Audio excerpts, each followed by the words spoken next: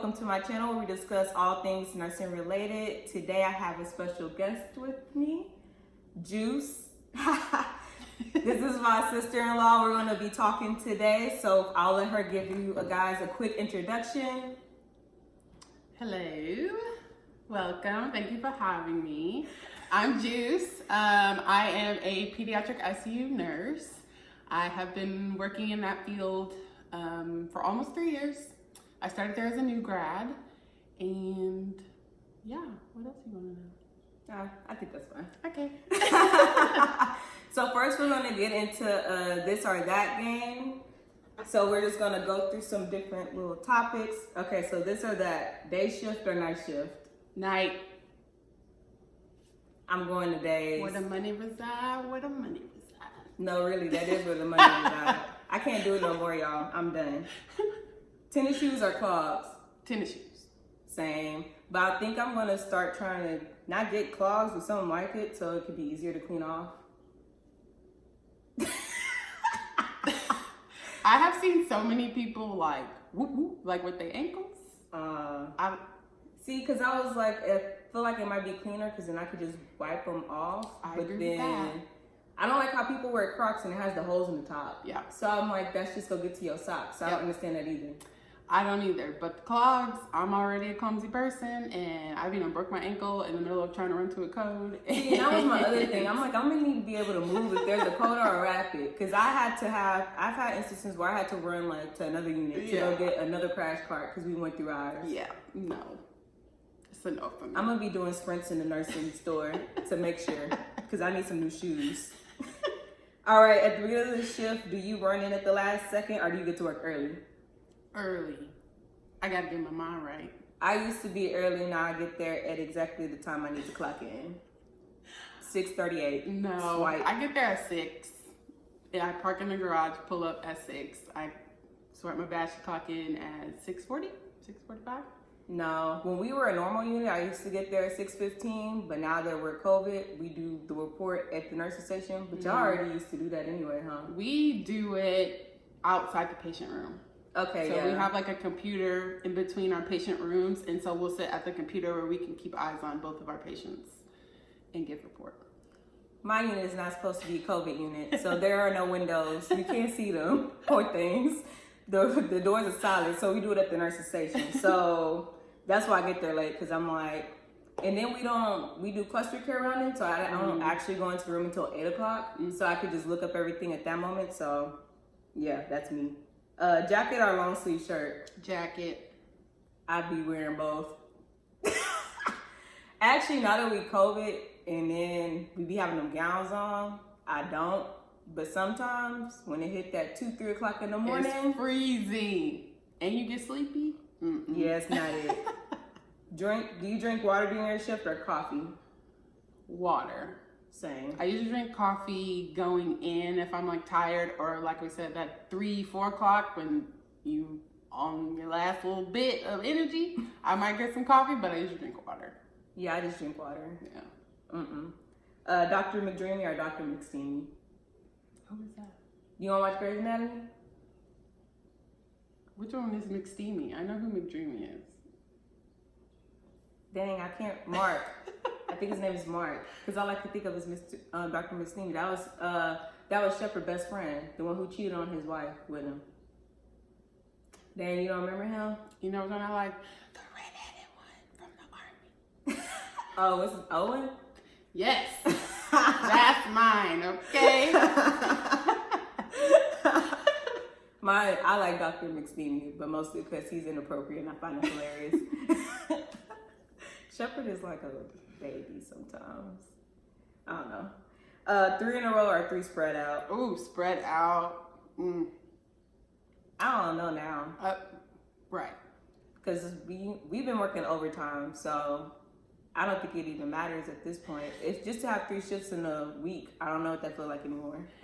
It's like when I first started nursing, I did like a whole month of 3 in a row, and by the end of the month I was like worn out, and I was like, there's no way I'm gonna be able to sustain this.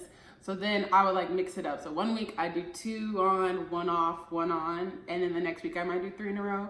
But now I went like almost a year and a half with like spreading it out, just because I get so tired, and my poor husband, he don't like me by the end of my shifts because I'm just agitated. Yes.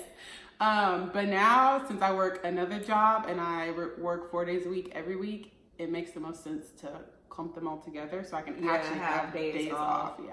Mine kind of goes back and forth, but it used to depend on what was going on in my regular life or what my schedule was going to be. But now it's the pandemic, so it don't even matter. Right.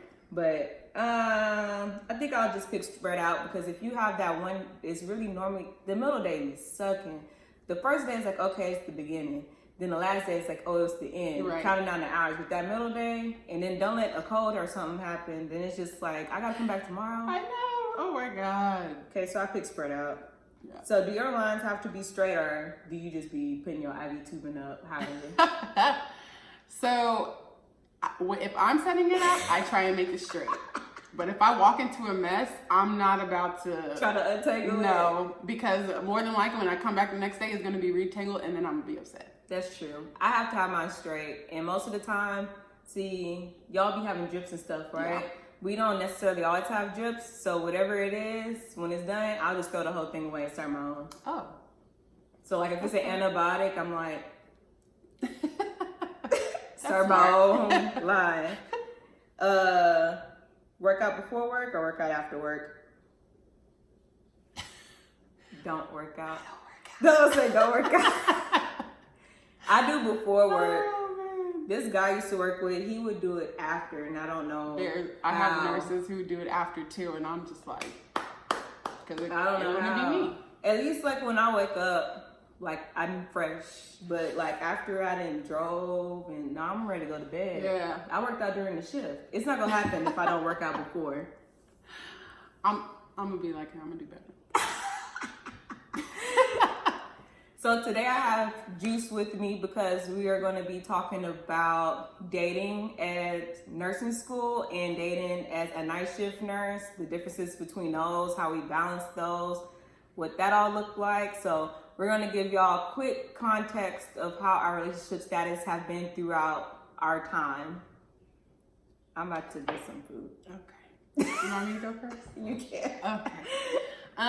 So in nursing school, I had 2 relationships. One at the very beginning, I literally broke up with him like 4 months in. Like literally after the first semester, I was like, yeah, no, you stressed me out. So that was that. And then I met another person, I think it was December of that same year. And that lasted until like 7 months or so, like committed. And then that was a mess. I mean, not really, but my feelings were a mess. So I was like, yeah, no, I need to focus. You're getting distracted. You're about to graduate. Like, you need a tunnel vision. So I didn't date anyone from July to... So I broke with him in July. I graduated in May the following year. And then I was like, you can't tell me nothing. I'm a nurse, like making my own money. Bye, like price tag just went up and you can't afford it. So that's the motto I was working with. That's a move. for real. And then in September of the year, I graduated 2018, I met my now husband.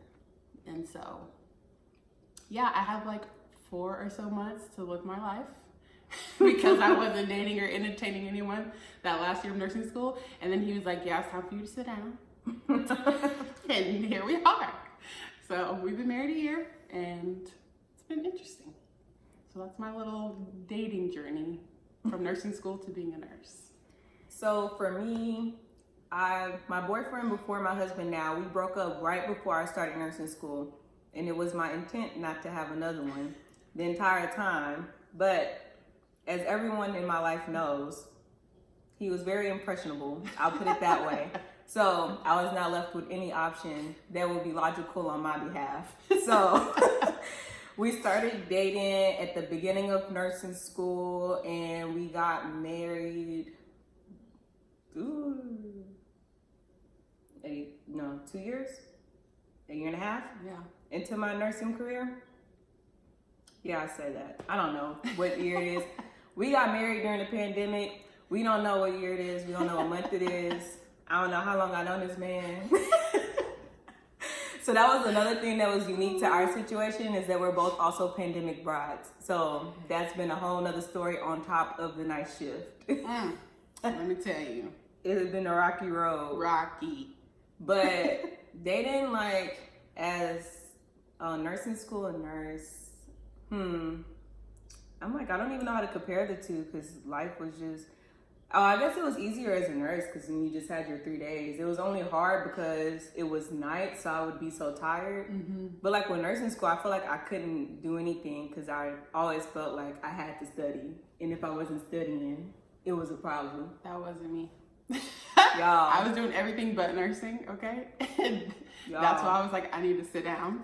Once I finished broke up with my last boyfriend, I was like, you need to focus, okay? You about to be out of here and you just doing too much. So no, opposite. Because remember, I wasn't supposed to even have one. I was supposed to only go to school. That was it. So then when he came, I'm like, how am I supposed to do both of these things at the same time? I don't know. This was not my plan. So then I was like, I gotta study. Then he'd be like, no, let's have fun. And I'm like, no, but this test is tomorrow. You study enough. And really, I did study enough. I was just me being me. But man, it was a hard time. Him trying to he would come to sit with me to study in Starbucks and literally just watch me. That's love. I thought it was weird at first. I was like, what? Quality time, okay? He said, by any means necessary. By any means? No, but at first I was like, what? You just go watch me look at my computer? Yeah. Okay, do whatever you want to do. That's my brother. He said, I seen you and I want you, okay? He did. He said that and did that. No. Oh, Ain't many able. That's all I'm going to say. yeah. I think part of my saving grace was I was in a long distance relationship. That's true. And so if he was here, I probably would have been way worse than I already was, like missing sleep, trying to be on the phone and all that kind of stuff. But he wasn't here, so, and he was like busy in his own life because he was a college athlete, so he would have practice and class and study hall and all these things. So it was like points where we like 100% couldn't talk, so then I would contribute that to school. But if he was here, it probably would have been a different story. That's true. I forgot about that. Yeah. I forgot your brother, technically, he was not here either. He would just come back so often that it felt like he was here. Because then it was like, I would go to class, and then when I wasn't in class, it seemed like he was always here. I think the longest we went without seeing each other might have been like 2 weeks. That's it. But you went like, what, months? Months. Yeah, I would say you went months. Months. Yeah, so that is different. Yeah. That would have been better for me, for my mind.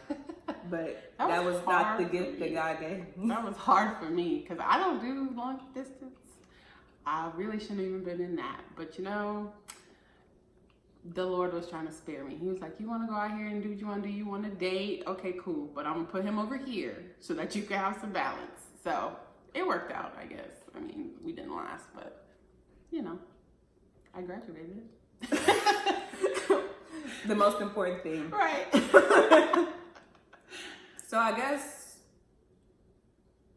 but as a nurse, you don't have that pressure. So I guess it was easier dating as a nurse, even though the whole night shift thing did suck. Cause it took me a while to get adjusted. When did you feel like you got adjusted to night shift? I feel like I adjusted super quickly. Like, I didn't really have any struggles, but I'm also a night person. I would be up to like 2, 3 in the morning for no reason. So I know I don't do well. My attitude doesn't do well with getting up early. And with nursing, you have to interact with family and people. That's and true. So I was like, let's start off strong. Let's go to nights. And it was fine. I honestly feel like a year in is when I started having problems because I wanted to be normal and like see my family and see my friends when I was off. Yeah. And so that back and forth constantly is when my body was like, okay, so what are we doing? It's 2 p.m. Are we supposed to be asleep? Are we supposed to be awake? Like, what are we doing? That's true. So I feel like that's when I started struggling, was more like a year and some change in when I was trying to live a normal life and be a night shift nurse. I never had a problem staying up at work. It was when I was off that I was having problems. Because like you were saying, like I wanted to go do stuff, but my body was like, nah. Yeah. Then same thing with the attitude. Yeah. Don't talk to me. First of all, I'm not good with sleep anyway because I have to have my recommended hours of sleep or else it's a problem. And if you wake me up and I'm tired, that's your ass. So for me to be like going back and forth and then like I'll be tired but I need to get up because then I'm gonna be up when everybody else is asleep, then I can't do nothing. Like that was like annoying to me. And I feel like because we so involved like with everything. Yes. That's where it was like really becoming a problem. But like staying up, I never had a problem with like I don't like I said, I don't even drink coffee at work. I just be up. Yeah. Yeah, I agree. It wasn't necessarily staying up at work. It was, like you said, the days off.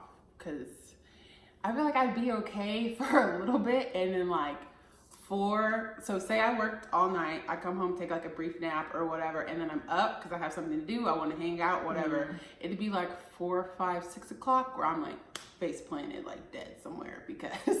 Yeah, my body was like, sis, like we got a blink of sleep. Like we can't go anymore. So I feel like that was my biggest issue. I'd be falling asleep, hanging out with my family and, stuff like that. So. Yeah, it's so too, because everybody always want to do stuff in the weekend, not during the day, but like brunch and stuff like that. It's like, okay, so either I'll miss one of my friend's birthday or I'm going to just stay up till 10 o'clock so I don't take this little nap and not wake up. Right. So it's like stuff like that. Yeah. But I definitely think night shift is easier as a single person. I agree. Than if you have like other stuff going on. I agree. Or I've seen couples that are nurses that both do nights. Yep. I have a lot of coworkers that are dating or married or whatever that work on our unit and it works for them because they're both nights. So I wouldn't want to date a nurse though. No? No. Why? I don't want to do the same thing as you. What? Because I think when I go home, I don't want to hear about more nursing stuff. Like, I just want to leave work at work. Okay, what did you do today? Yeah. Like, oh, let's talk about something else. Yeah. Not like about patient stuff. Then I've had one travel couple. They worked on the same unit together, the same shifts. And I'm like, that's entirely too much. Yeah, we need some kind. I need a chance to miss you. That's too much. So, I don't want to be around you that much. I don't want to be around nobody that much. No, I agree. No. But yeah, no, I'm glad Jordan's not a nurse because no. Well, Austin, my husband, he's trying to be a nurse. Hopefully 2022 we'll start nursing school. And I guess it's different for me because one, he has a biology background. So he's interested in all the things that goes on at work. And a lot of times I want to tell him a story, but I'll mention something and he doesn't know what I'm talking about. So then I get frustrated because I have to explain every little minute detail. And I'm just like, when you become a nurse, like you'll understand when you become a nurse. That's true. A lot of the things that I'm like, oh man, I saw this cool procedure today, or can you believe like my patient had this happen? And he just doesn't understand. And it's like he wants to understand because he wants to be a nurse. And like I said, he does have the biology background. So he's asking me questions. I don't want to do all of that. I just want to tell you the story and you'd be like, wow, that was crazy. Like, that's true. That is true because if you had like something go on, then you come in tired or whatever, well, what happened? It's like, and dang, it ain't no point in telling you. Right, you don't understand. Like you think you understand, but you still don't. Yeah. Because even my mom, she kind of somewhat has like a medical background. Like she's familiar with terminology and things like that. Yeah. And I'll be telling her stuff and she'll be like, oh. Or she'll ask something and I'll be like, she don't know what the hell I'm talking about. Then I'll be like, oh, y'all just not gonna ever get it. Yeah. Then you'll be like, I'm tired. They don't really understand what that means. So then I just stop telling people stuff. But Jordan he does the best that he can and is better than most people. Right. So I'll take it. Right. He's so smart. Jordan is so smart. And he's been an athlete all his life, so he gets a lot of science. Yeah, so I can tell him some stuff and he'll get it. But that is true. There's it's different if it's two nurses because they're like, okay, I really get it. Yeah. Or when I say I'm tired, they'll actually understand what I mean because they can relate and they're probably tired too. So. Yeah, that's true. I didn't think of it that way. Yeah. But yeah, definitely can't do the units together. No. We could do the same shift, but you got to be definitely another unit. Definitely. For sure. Then you can ride to work together. Yeah, save money on gas. That's true. But still, no. It's not for me. It's not for me. Oh man, I'm looking forward to it. Honestly, I am. But y'all not gonna be doing the same thing. No, well, we don't know because he wants to be a CRNA ultimately, which is a nurse anesthetist for those who don't know. And he has to work ICU, and I work ICU. So if I can give him a word and get him through the door, because ICU is very hard to get into as a new grad. That's true. Yeah, You could super be his hard. little Right. foot in the door. Right. Yeah. And as of right now, I haven't changed my name, so they won't necessarily know that he's my husband, because a lot of people don't like to hire couples. Yeah, they don't want them on the same unit. Right, they don't like to hire couples. So if I can be like, hey, I know this guy, he works really hard, woo, woo, woo, like give him a shot, and he gets in, that would be great. And you know, but When you would be like, oh yeah, we married. right, right. But he already hired. After you get the job, right? He already It's hired. too late now. So he doesn't want to do kids. He doesn't want to do pediatrics. But I mean, we are on a mission. So if I can get you in the ICU and you can get to where you want to be quicker, why not? I say do it for a little bit, then go do what you want to do. Right. He just needs a little bit of experience, and then he can transition to a different unit. Because with the problem with ICU is, of course, it's life and death. It's intensive care. So they want you to have experience. But if no one will hire you, how are you supposed to have experience? So really, as a new grad, the only time you're really going to get an ICU position is if you can get into a residency where they literally take the time, like 4 months or so, depending on your program, to train you to become a safe ICU nurse. Because it's a lot as a new grad. Like literally, these people are super sick. A lot of them is like life or death. And you've never been a nurse before. So not only are you trying to learn the basic things like how to hang a flush, That's true. how to talk to the doctor, like simple things like that, you're also having to give these very serious, you know, life or death medications and stuff like that. So they actually take the time to baby you through the steps on how to become a safe nurse in the ICU. So, Well, how do you feel about transitioning that way? Because you did a nurse residency. I did. Transitioning, what do you From new grad to actually being on your own, since it is the ICU and all those things you said. mean? When I first started, I was like petrified. And my first couple shifts were really hard because I saw some really hard things, AKA I saw some children die. I had never experienced that before. I had never seen a code until I was a nurse. And it was just like, whoa, like it made it very real what I signed up for. And I was like, I don't know if I can deal with this, but I ain't no quitter. And I got mentor blood running through me, right? So we're gonna figure it out. And so I was like, I'm gonna give it a year. We're gonna see how it works out, and then we'll go from there. So I stayed a year. I think our orientation was like 4 months or so. No, I can't do math right. I started in July. I got off orientation like the first week of December. Y'all can count the numbers. But I think counting, but it's okay. I had a good preceptor who was able to break it down at a beginner level, because I feel like everyone who can do can't really teach. No, that's facts. And so No, that's big facts. Yeah. I said it and then I thought it again and I was like, oh no. Yeah. Especially to break it down to someone who has no... Make sure you get a good preceptor. If you don't like your preceptor, find another one. Tell your manager or whoever is in charge, like, I don't think this is working out. I'm not picking up what she's putting down or whatever you got to do to get somebody else, because once you're on your own, you are expected to perform. Right. So I'm just telling y'all. It's important, especially as a new grad. Like, that is your foundation as a nurse. It needs to be solid. Like, once you're on your own, you're responsible for everything that happens to your patients. So if you and your preceptor, one, don't get along personality-wise, or two, they're not teaching you in the best way that you learn, switch it up. Like, honestly, truly. But everybody ain't nurse Laney and nurse Juice. That's all I'm gonna say. I've seen some things questionable. Yeah, but I genuinely feel like I had a good preceptor for a new grad. She was very, very thorough at the beginning. I'm the kind of person, tell me, show me, let me do it, and then critique me. And that's how she taught. I didn't even have to tell her, like, that's how I learned, but that's how she taught. And so towards the end of my residency, she would disappear, but I could always find her. And I feel like that's what a lot of the new grads I came in with, their preceptors would be gone. And something's happening with the patient and they need help and they can't find their preceptor. Girl, I know you lying. Promise. See what I told y'all? I promise. Make sure you get a preceptor.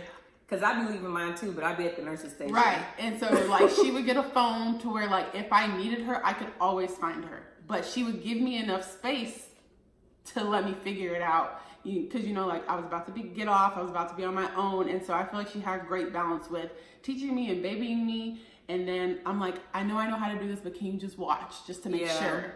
And she'd be like, okay, no problem. And she'd critique me or whatever. And then towards the end, when I was almost done, she would disappear, but I could always find her. So I really appreciated her.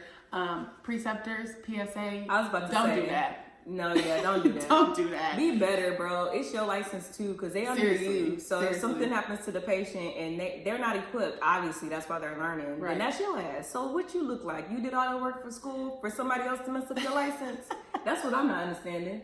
It's not social hour. Like it's not time for you to go have a campfire with your friend. Girl, when you have an orientation. Not my license. Let me tell you, because I be looking. What are you doing? No, really. What is that? Really? Tell me what you're doing. Because look. Things can go south real quick. Real fast. But like, if she's ICU, and even in the IMU, it's still like, okay, med surg is kind of like you could kind of maybe in a way, but still, it's not. You do something to a patient, mess them up real quick. And again, like I said, my preceptor, I look out and she wasn't out there, but I knew if I needed to find her, I'd be able to. She will tell me, hey, I'm going to go around the corner and check on so-and-so. They have a busy patient. Or like I said, she would get a Volt, which is like our work phones, to where I could call her and be like, hey, I need help. Can you come by? Like it was never a time where I couldn't find her. But there were times where she wasn't right there to be watching me and everything, because that's not how it's going to be in real life. Like once you get on your own, you're on your own. And like Laney said, you're expected to perform. But I really appreciated her style. I know she wasn't for everybody, but for me, you're a real one. Find the right one for you. You know who you are. Find the right one for you. For sure. Man, let's get into this pandemic. Weddings, night shift nurse, all of it, all of the above. Speechless. Y'all, I was stressed. I ain't gonna lie. So literally, me and Jordan got engaged on my birthday of 2019, March 2019. Then, so the wedding was for April 26th. So as y'all know, because that was last year, that was right in the beginning of the freaking shutdown, lockdown, whatever you want to call it. It was illegal to congregate in groups of more than 10, 12 people? Yeah. Y'all, that was stressful, I ain't gonna lie. I don't even know how that even worked out. The Lord, that's how. That's it. Because it wasn't me. Lord. It was just so much. I don't know how. I think the craziest thing about it was everybody else freaking out around me. And I'm like, but it's me. It's my life. Right. This is happening to me. Right. And then I'm like, I felt like I was holding it together. Better than everyone else. For them. Because I was like, I'm the one that's supposed to get married. Right. I'm the one that works with the COVID patients nobody knows about at this time. Because that was right in the beginning. So nobody knew how it was really transmitted. Right. We was guessing PPE, really. Every shift that came in, it was some new protocol. Some changed. The mask didn't change. Oh, you need this. You don't need this. Yep. It was just too much. And then the wedding was already planned, but trying to execute the wedding. And then the shutdown happened. And it was like, with our preacher, that was another stressful thing too. Because I'm still hurt behind that one. Because I told Jordan, I said, I ain't even mad. I'm disappointed. That's how you know when you're disappointed. That's another level. I was like... No, because you know how you've been looking forward to something like the whole time. And I mean, yeah, but like I really wanted him to do it. Because like I grew up with him. Right. I was like... Y'all grew up with him.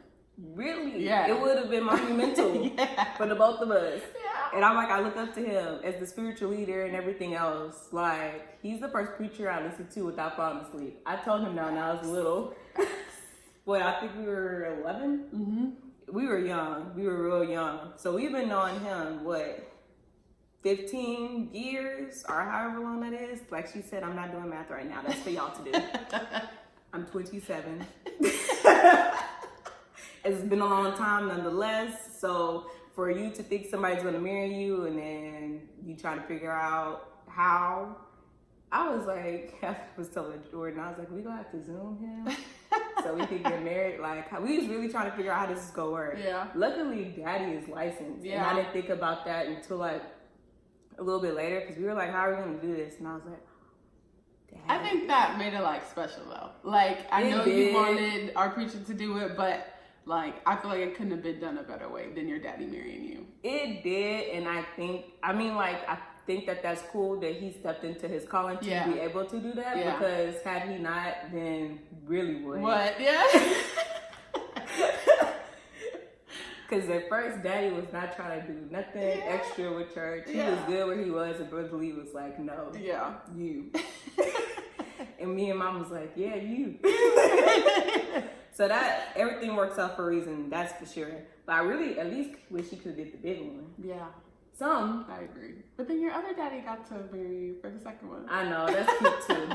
We need a third wedding.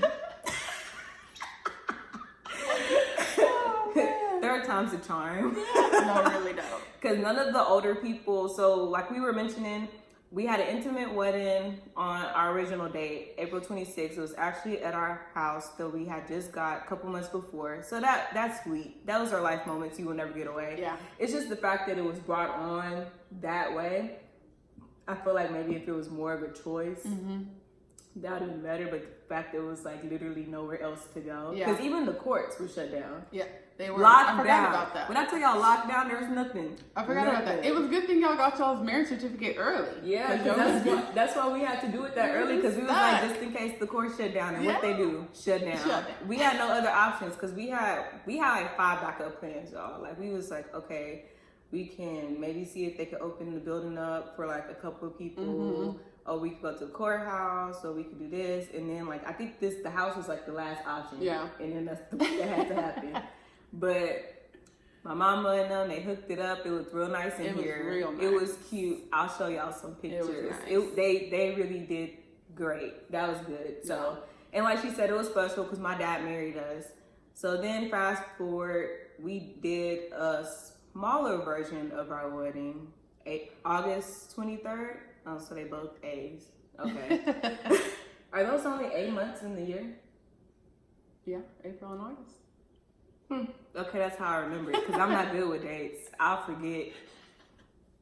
August 23rd, we got married at the venue that we originally chose, but like we were saying, the preacher still wasn't going to be able to do it, but I don't like people doing stuff they're uncomfortable with anyway, so it was fine. Right. And her dad married us because he was already married. So it's cute. Like, those are cute stories. It's just like going through that at the time was crazy. And then everybody else was crazy too. So y'all know how they be saying like wedding stuff is stressful. So imagine that stress plus the COVID stress, plus you already being a COVID nurse stress. So it's like times 3. Yeah. Look, I tell all the time, like, girl, knowing the old lady and the new lady, night and day. She handled it like a boss, okay? Because y'all, that was a lot. And I can relate because I backdoored her and did the same thing. I think yours was mine was worse because it was unexpected. Yeah. Yours was worse because we thought it was going to be over, and it wasn't. It got worse, actually. In no way was it better. In no way did anything we expect actually happen. So I got married on January 1st of 2020.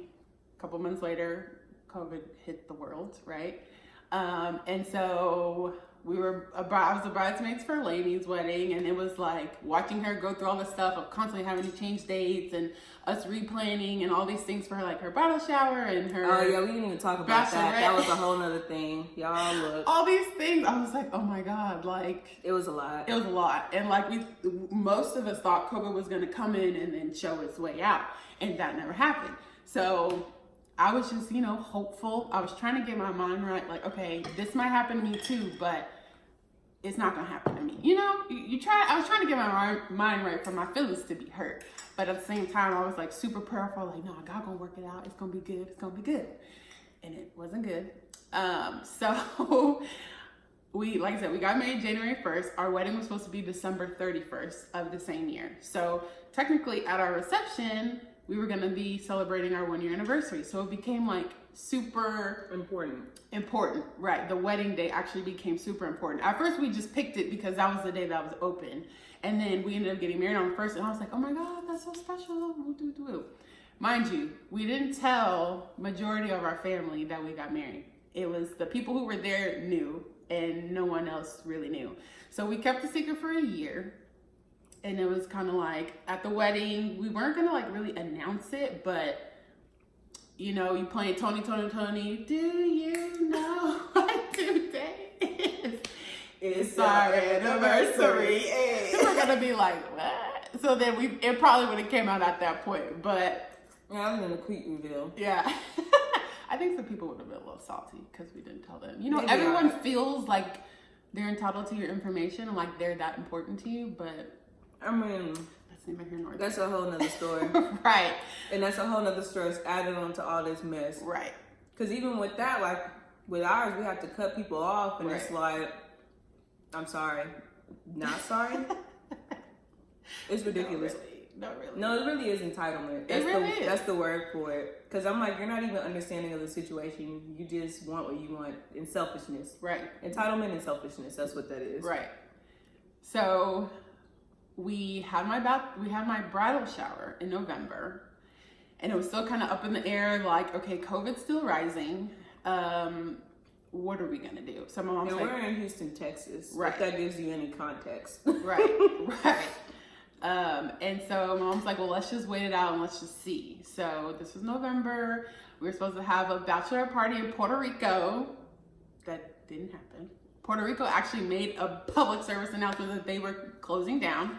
And it was like, okay, well, there's no point in going out there and we can't even sit on the beach. So we decided to cancel that. And then like beginning of November, like beginning of December, last week of November, my mom sat me and my husband down and my dad as well and was like, I think we're being irresponsible. And I was like, oh, dang it. So we've like, been irresponsible 30 punch, days more. Right, gut punch. And so I was like, they told me, you know, like COVID is still on the rise. And I know that, I'm a nurse. And they were like, you know, a lot of people genuinely care about you, but a lot of people are also genuinely scared. And she was like, I don't think it's fair that we're putting people in the position to A, possibly risk their health, or B, support you. And it's like, they really do want to support you, but they really are scared to catch COVID. And I was sitting there, and honestly, I knew that was the right thing to do. And I was like, I wouldn't be able to live with myself if one, someone caught COVID, and two, they happened to pass. And I was like, it would ruin my wedding for me forever. So it wasn't worth it at that point. And, you know, I feel like I should return the favor of people who love me and did want to support me like that, to be like, don't even stress yourself out. Like, we'll pick another day and we'll figure it out when it's safe for everyone. So literally like 30 days before I'm supposed to walk down the aisle, we called it off. And it was just kind of like, I expected it. Like I said, it took me a year to like prepare my mind, but it still hurt.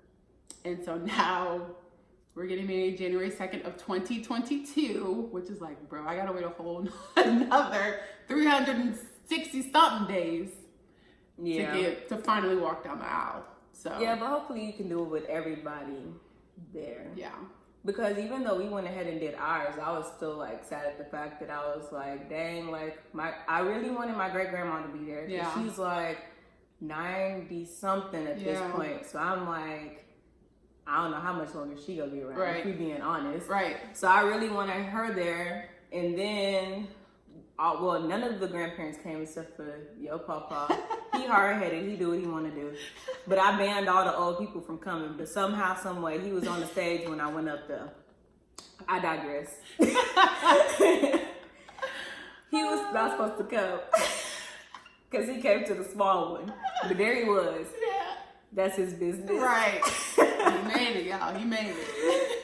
But I banned all the old people from coming, and those was the main people. Right. Not the main people, but you know, the ones that are special, because those were the ones that like help you develop as a child. Right. And like they like instilled in me like characteristics and stuff, made me who I am. So it was like, it was cool because we were finally having it. I was glad. I was really just glad for it to be over with, because me and Jordan, we had came to the conclusion like, we just go do it, and whoever can come can come. and we won't suggest for the older people to come, and we didn't want to have to deal with it no more at that point. So nobody caught any from mine unless they said they did and they didn't tell me about it. So we was all good as far as I know. Ain't nobody still said nothing. Yeah. It's a whole 5 months later or however long. But yeah, because that was really the thing with my great grandma. Because I was like, dang, like, I don't know what that's going to look like. Right. My aunt on that side was trying to say, oh, and then my aunt and my uncle, they live up north. They couldn't come. It was like a whole bunch of people that actually meant something to me. Yeah. That were not able to come. So it's just, you know, you understand. Yeah. But it's still like, dang. Yeah. That's part of the reason why we decided to push it back, because Austin's family is from Atlanta and other places around the U.S. and they weren't going to be able to come because a lot of them felt uncomfortable traveling. And also Austin's grandmother as well, is up in her age, and we were like, we really want you to be there, but we can't risk it, you know? And it's different, no, God forbid anything happened to anyone, but it's different when you die on your own, natural causes or what have you. But if it would have been she caught COVID at my wedding and she passed, that's true. That would have been devastating. It would have been devastating. That would have ruined like the whole thing. For sure. The only thing you would be able to think about on your day would be that. It would be that. Literally. And the fact that you had the option to not do it and you did it anyway. Right. So, I mean, it does suck. But it it was the best decision. It was. At that point. It wasn't worth it. Well, when you really sit down and think about it, it wasn't worth it. And then we're nurses and we're like, stay at home, wear a mask. But you having a party That's though. true. You having a whole wedding though. So I had to lead by example, you know. Yeah. Wasn't my favorite decision, but it was a responsible thing to do. You know, you're an adult now, you got to make adult decisions. Sounds like adult decisions that we don't like to do. Don't nobody want to be an adult. No. Pay your bills, rent.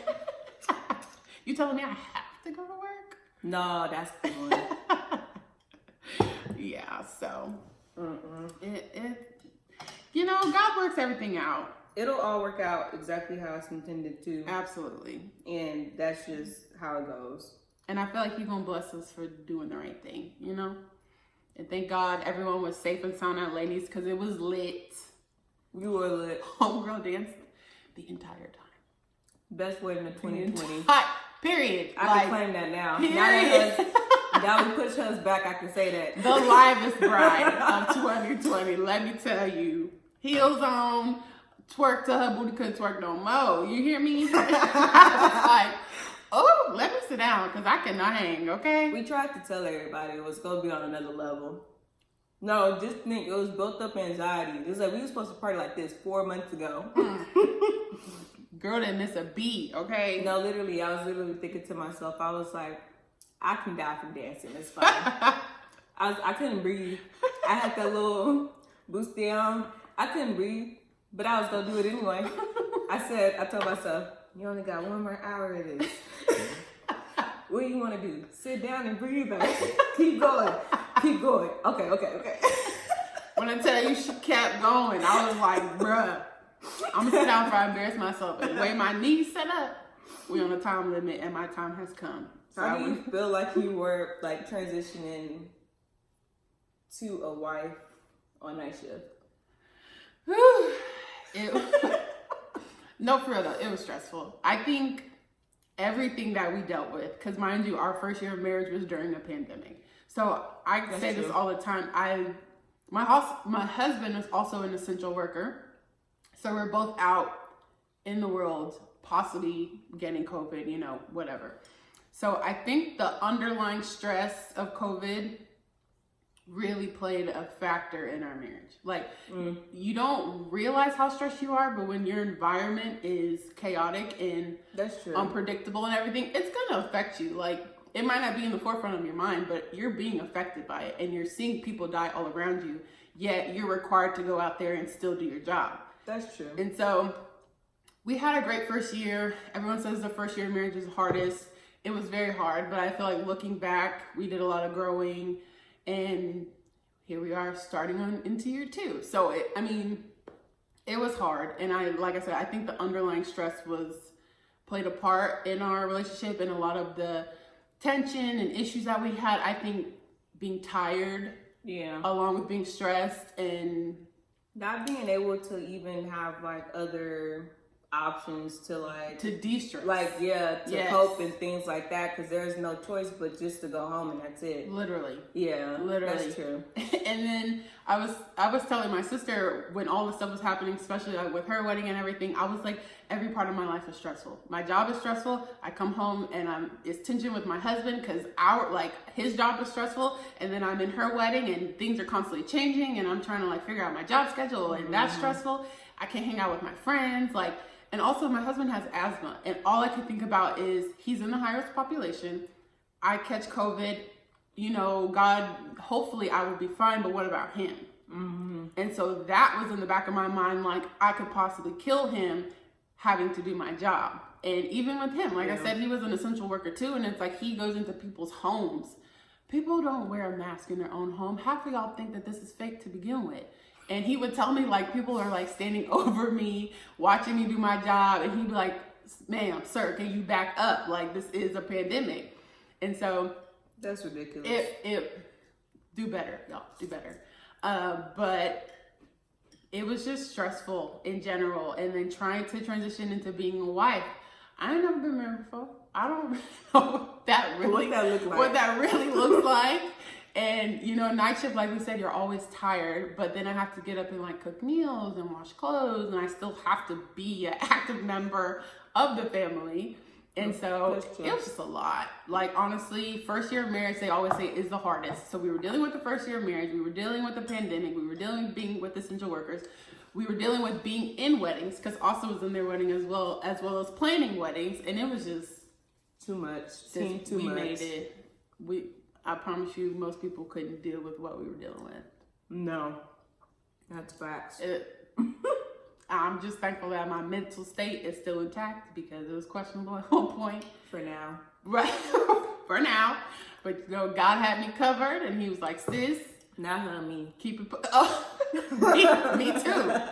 He was like, keep it pushing. And I know you don't know where this is going to end up, but I made you to be strong, and I didn't give you more than you can handle. So every day I woke up and I went through my day and I went to sleep and I woke up and I did it again. And here I am 6 months, a year later, and we doing all right. So that's crazy. That's really just how you had to deal with it. Just wake up, do what you gotta do, come home, do it again, and just literally taking it day by day. Because I feel like we still ain't been able to process all the stuff, because like we were saying, we work in like critical care type units, so we're seeing people die like all the time. Like, think about how that affects your psyche. That's crazy, honestly. I had to call a couple of weeks ago, I had to call his daughter and tell her that her dad died. That messed me up. Like, I wasn't breaking down or nothing, but like, you know how you hear pain in people's voice? I was like, why I had to do this? No, really. Why I had to make the phone call. And I live with kids. So the part that was really getting me is that I turn on the news and I see like, oh, kids aren't affected, blah, blah, blah, blah, blah. And I go to work and they're 100% affected. And it's like, who is giving y'all this information? Like, do y'all not know anybody who's actually in the field? Because it's all lies. Like, it was just seemed like it was mostly broadcasted to adults, and like kids and middle-aged people and all that stuff aren't as affected. But that was extremely not true. And we didn't have a bunch of COVID kids at first, but we were having them. And the ones that were coming in were super sick. Like, it wasn't just like, oh, I got COVID and it's all like, everything's all good. Like, no, they were very sick.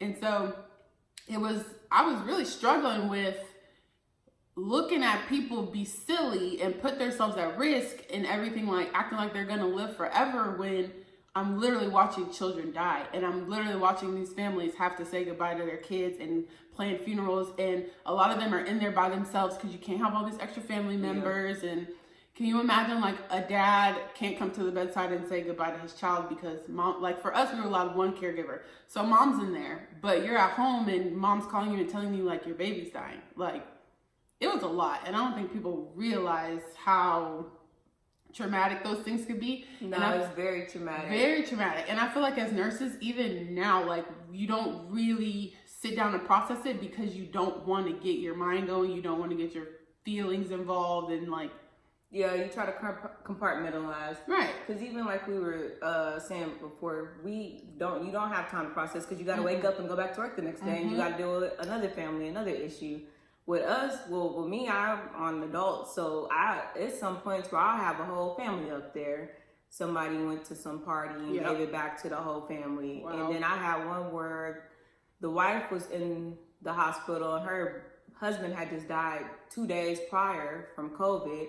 And that's all just crazy to hear, honestly. And to see have to see people deal with that trauma, I mean, it's traumatizing to us just looking at it. Right. And we're not even experiencing it on that level.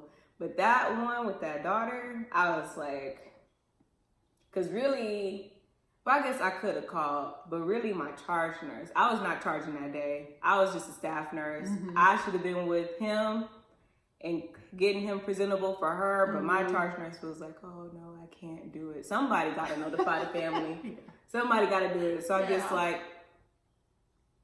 cool, I guess. Yeah. Luckily, I'm not a very like expressive person with emotions, so I am better able to do those things, but that don't mean I want to.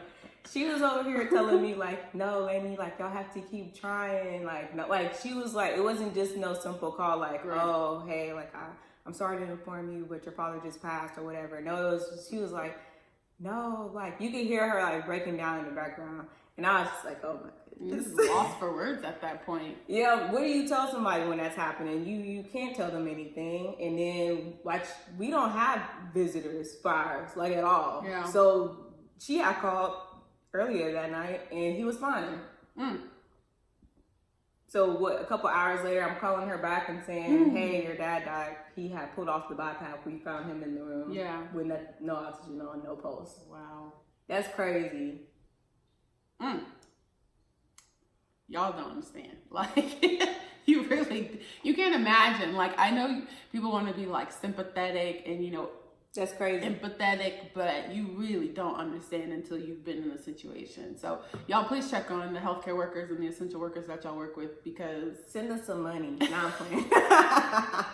Nah, pray for us. It's the prayers. We really need that for like our mind, because that's crazy. Because like we said, you deal with those type of things and you have to wake up and go back the next day. But not even that. I mean, I still had other patients that night. It wasn't like I could just I could go home after that. Right. I had to get him ready for the morgue, escort her from ER up to his room. Like, so I'm talking to her, I'm telling her this, then I have to watch her like grieve her father and all this other stuff. And then I still got other patients that I got to take care of and act like everything's all right when everything's not all right. Like, we go through unspeakable things.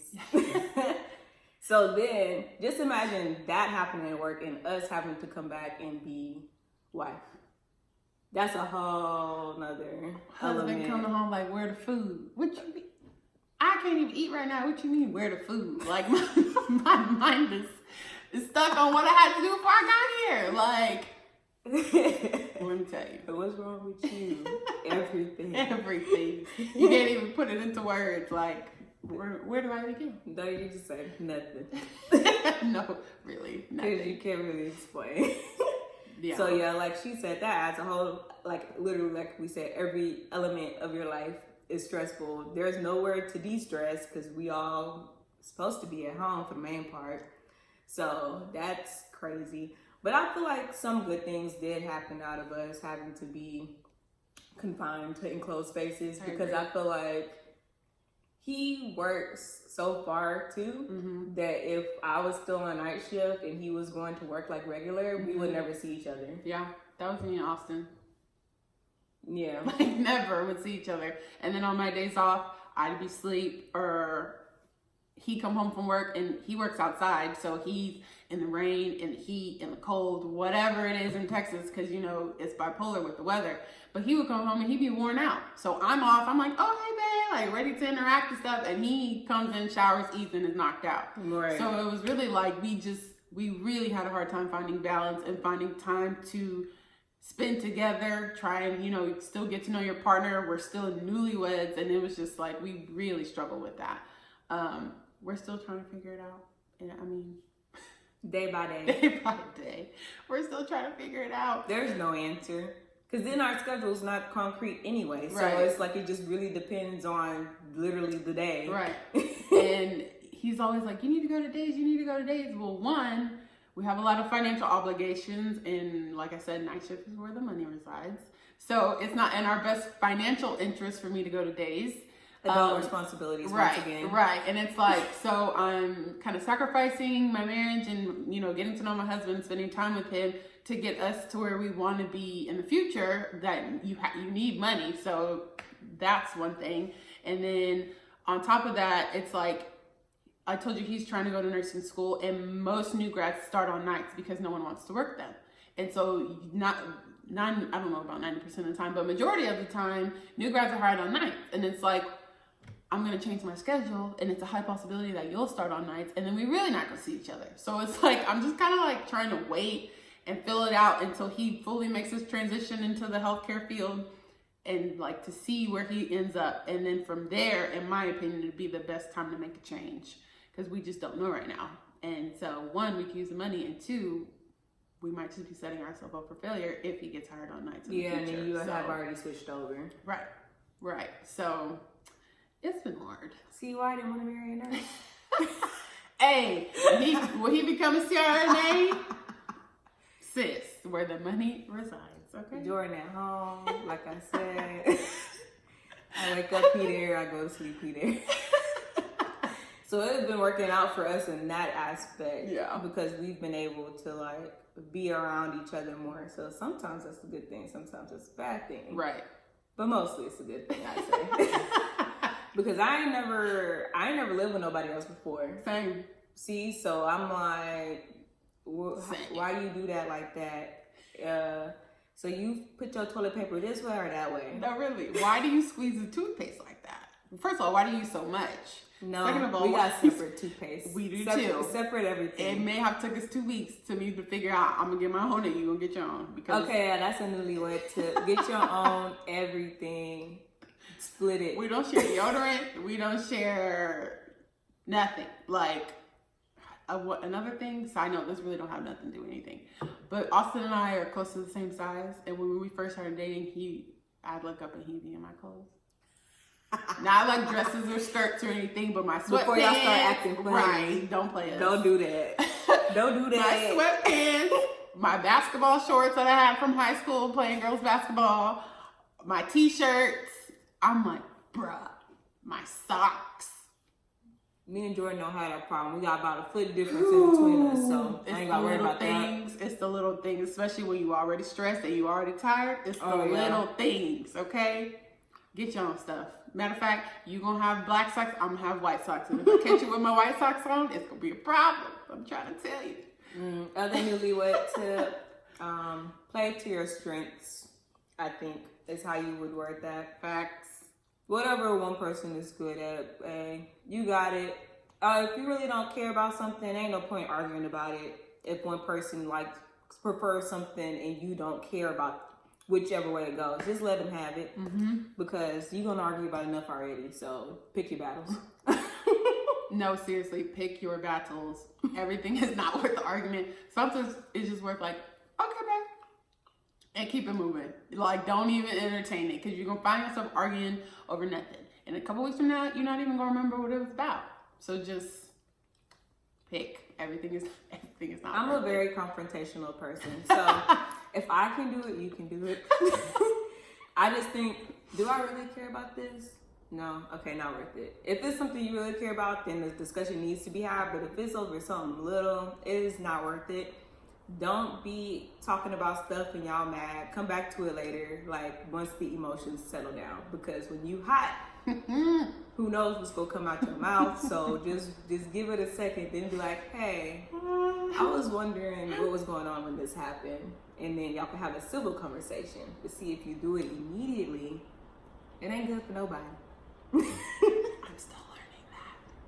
It's hard. Still working on me. Bro, it's hard. Because I'm like, so what you not gonna do is, I really do that. Y'all be better than me. Be better. It's hard though. It's real hard. And like you said, when like everything else is like crazy, it's just like one thing will set you off and be like, no, really. And honestly, a lot of stuff don't even be them. Like, you're just already irritated and you're already tired and you're already stressed, and they do one thing that normally you wouldn't care about, but today it's a big deal, and so you just like lose it. Learn to say I'm sorry.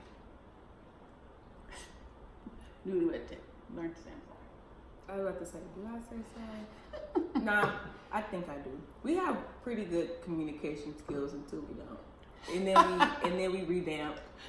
That's what it's about. Growth, constant growth. You'll never have it completely figured out, because then one way it's like this, the next week it's like, oh, but when you said this like this last week, it was okay, but now this week is not okay. So which one is it? It depends. Constant growth. Yeah. That's why you gotta keep talking to each other, because that'll help situations go smoother. But not when you mad though. Remember I said that after. Yep, and I say a newlywed tip is don't be scared to ask for help, because for me and for Laney, we've never been married before, and you don't know what you're supposed to do as a wife. You like have an idea, That's true. but you don't know everything because it's something you've never done before. And even people who've married 50 years, they still don't know everything. But seek counsel, seek help. Don't ask your single friends, because as much as they love you and they want to help you, they can't tell you how to be married. They don't know, because they don't have that perspective. They don't. When it's like, this is it. You ain't no leaving. That's how we are. We ain't no leaving. You got to figure it You out. should have thought about that before you said I do. Exactly. Figure it out. So most people, I feel like, especially in this society, it's just like, oh, well, girl, I would do this, I would do that. That's not what marriage is about. Marriage is about a commitment that you made between your spouse and the Lord. So take it up with him, and take it up for yourself, because you chose that person. So yeah, don't ask your single friend, because they don't know what that commitment even looks and feels like, because that's on a whole nother level. That's why it's spiritual. Because it's a whole nother level. Whole nother level. When you make a commitment like that, if you're making it that way. Right. So I wouldn't even say don't just ask your single friends. You even have to be married about your married friends or serious relationship friends. Everybody don't want what's best for you, honestly. That's and true. some people can be jealous of your relationship and they might not even recognize it. But you and your spouse are doing well or whatever. It might be one small thing that y'all have that they don't have, and they just give you they just give you sour advice, and it genuinely may not be on purpose. Like, they genuinely may not realize that they're envying something that y'all may have. You just have to be very wise and conscious of who you talk to and who you give information to about your spouse. Yeah, that too. Some people just nosy. Some people just want to know your business. Somebody might be trying to take your man, sis. So I'll take your man. Let me stop. So you be careful out there. No, really, like genuine. Trying to get the dirt on y'all so they could come the other way. Oh, I heard she gonna do it like this. Yeah, no, don't do it. Don't do it. You have to be wise. Find you someone who has the same morals and mindset as you. Yeah. Like my sister here in Christ, sister in life, and sister in Christ. You need to find someone who has the same morals and foundation as you, because everybody ain't built the same. So that, and like we said, everybody going to marriage differently. Some people think it's okay to divorce. Like, I'm not doing that. We both said that when we got married. We were like, this is it. Ain't no more. Ain't no more. So some people are quick to divorce. Some people have open relationships. Y'all know it's 2021. It's a whole bunch going on out there. We ain't doing that over here though. But people be having open relationships. They be doing all types of stuff. So make sure, like she said, y'all got the same foundation, or y'all trying to do the same thing in life so that you can get good advice. Another thing I would say is, I've had to watch out for these older people too. Just because they've been married for a long time don't mean you need to seek advice from them, because like, ask yourself, is that the marriage that you want to have? Because some of them, especially the older generation, they used to just get married out of obligation, or like they was old so they needed to get a man. We don't do that no more. Or they got a man, or they got married because they had a kid. It's 2021. We don't do that no more.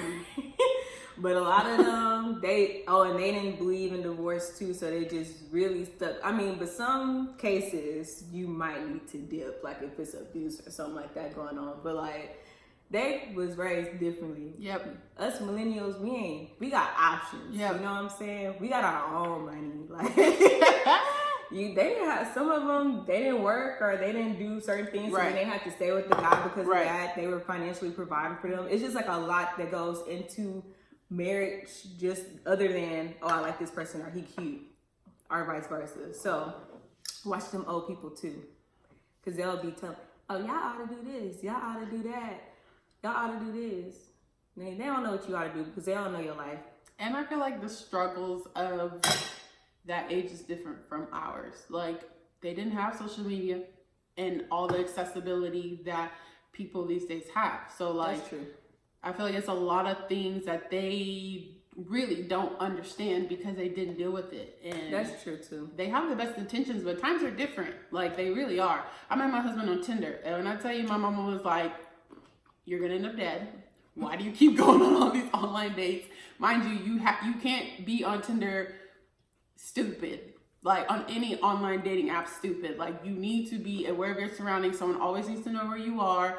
Don't just be all willy-nilly, and because there are some crazy people on there. But I met my man on Tinder, and when I tell you, my mom was like, oh my God, another one? Like, why do you keep doing all this online dating? But she loved that man to death now. Like, it's her own child. So you have to do what works for you.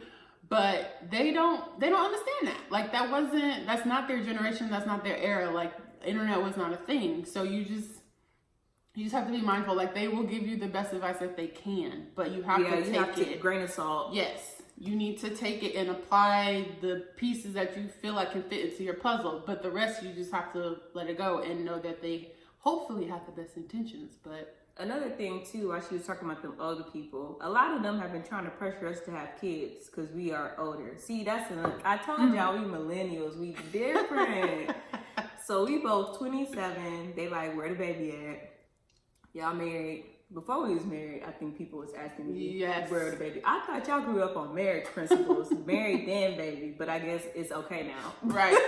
But a lot of them, y'all just need to go ahead and have a kid. Are we the responsible people? How are we the responsible ones? We like, well, that's not in our best financial interest right now. We're trying to get somewhere. That should not, you would think it'd be the other way around. We got goals. Like, can we get, like she said, like we need to be? Grain of salt, you know, they was out here popping out babies when they was 19 and houses were only $200. Right. It's not the case nowadays. Right. Grown folks do better. Having a kid cost $5 back then. Nah, I don't.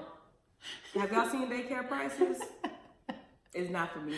I literally told my mama and my mother-in-law, when you provide the uterus and provide the funds, then we can talk about a baby, because I got goals, and that's just not the goal right now. I'm not physically where I want to be before I have a child. I'm not financially where I want to be before I have a child.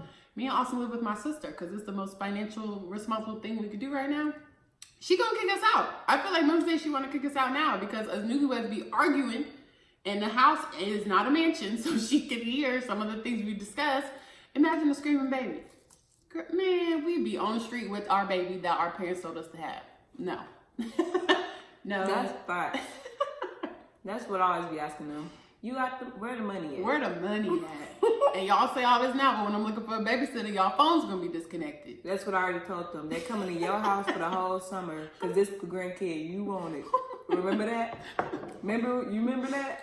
I tell them that every time. I get them real quiet. So there you go. Do what's best for you and your household. Facts.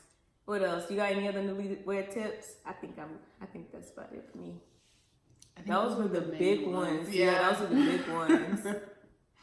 Yeah. And I would say just keep it interesting, keep it spicy. It's real easy, especially during COVID times when you can't really do anything, to not do anything. Yeah. And you stop pursuing each other. So I would definitely say do the best you can with dating and keeping it spicy. And like me and Austin, when COVID first started, we would go get us some seafood and spread out a blanket in the driveway and have us a little picnic.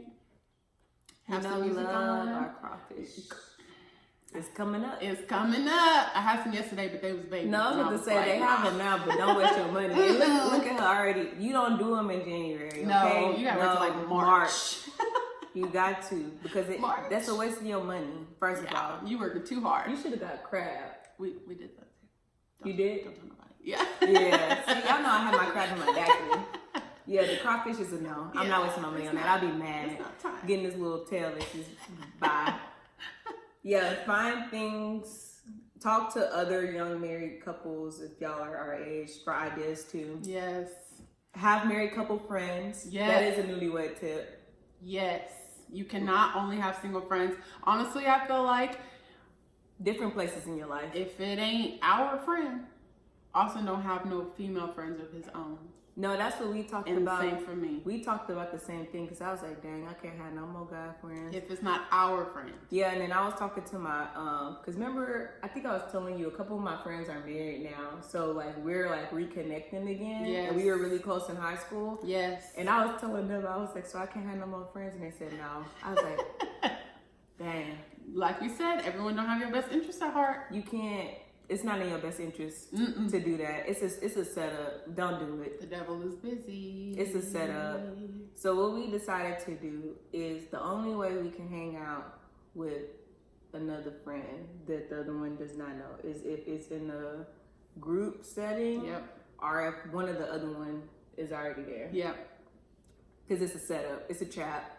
No new friends. No new friends. No new friends. No new. You don't want nobody coming back and trying to be like, yo, girl was out here doing this Right. with this person. You don't want none of that. So make sure you put yourself in the best environment as possible if that's what you're going to do. And then really ask yourself, is it worth it for that type of thing to even go down? And most of the time it ain't. So just cut them off. Yeah.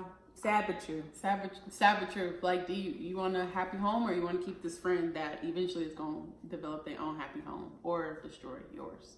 So, what's important to you? Yeah. So yeah, no, Like- no opposite sex friends. No. Unless they're married and y'all are all together. You still don't be by yourself with them. 'Cause that's a setup. Ain't no reason. Yeah, why? What you need to see nobody else for? You don't need to see nobody else. No, really. For what? It's unnecessary. You should have done that before. Yeah, I that's one thing I said I wanted to do is create a group, for lack of better terms, of married people or serious committed relationships, like not They're on their married way. yet. Yeah, not married yet, but they're gonna be married here within the next couple years. Just because, just like they say, it take a village to raise a child, it take a village to keep a healthy, happy marriage. And like I said, in our day, me, myself, and I, and being a hoe, for lack of better words, and just, sowing your fruits is the thing. So marriage and commitment and monogamy is not I don't want to say ideal, but Right, kind of. right. People would rather have a kid than get married nowadays. Absolutely. So normalize getting the ring, please. Normalize getting the ring. But like we said, keep a community that has the same mind frame and goal as you. So I was saying, pandemic is going to be hard to work it out, but having friends, like I said, married or committed relationships, a young community, 20s, mid 30s, whatever, to support each other. And I initially wanted to start off with just hanging out and you're going to connect with different couples differently. Some people, you just don't vibe with everybody. So I was hoping to have 5 or more couples just hanging out, talking, having a good time. And then if everyone is down, eventually we can grow into having more serious conversations on how to keep your marriage happy, or people have dealt with different things, and I feel like there's always something to learn. You might learn, okay, this is what I'm not gonna do, or you could learn, that was a great tip, let me try that in my own marriage. So I don't know if I want to have couples in conversation or what the deal is. Like I said, it's gonna be hard during this pandemic, but I think it's very important to have a village as young married people where that is not the cool thing to do in our society. So comment down below if that's what y'all want to see. I'm just kidding. Yes. So hopefully those newlywed tips help somebody out there. Somebody, if you aspiring to be married or whatever, and all of our little night shift shenanigans and things of that nature. You have any other advice you want to give to the nursing community in particular? We already told y'all about the preceptors, so I'm gonna need y'all to fix that.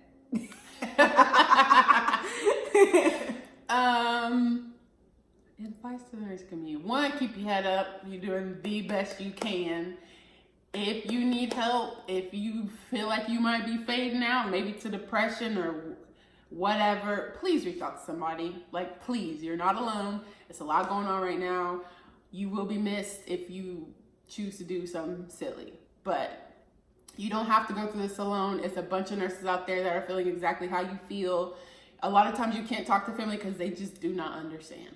But you can comment down below and we can have a chit chat. Nursing community. Like, seriously, it's a community. It really is. Like, for real. Find something that will de-stress you. It may not be your husband, your boyfriend, or whatever. Like, it may be reading a book. It may be jamming out to Meg Thee Stallion and you twerking in the mirror. Like, it could be whatever it is, but find something to de-stress and calm your nerves and recenter, because what we do takes a lot and people don't understand it. And you're literally giving yourself in service.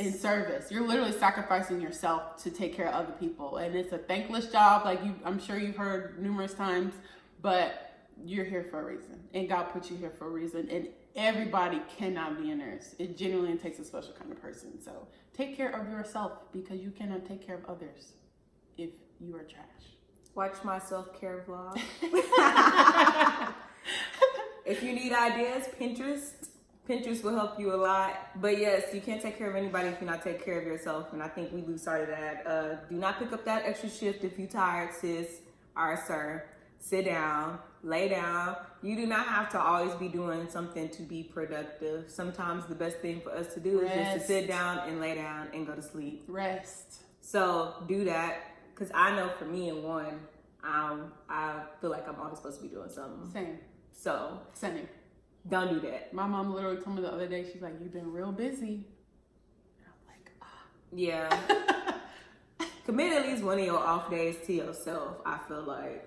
And just don't really do anything. I wouldn't even some people need social stuff to see people, but sometimes it's good too to have some time to yourself, because I feel like we're always around people with nursing, always having to talk to people. And it's like constant stimulus or stimuli from the beeping, talking, everything.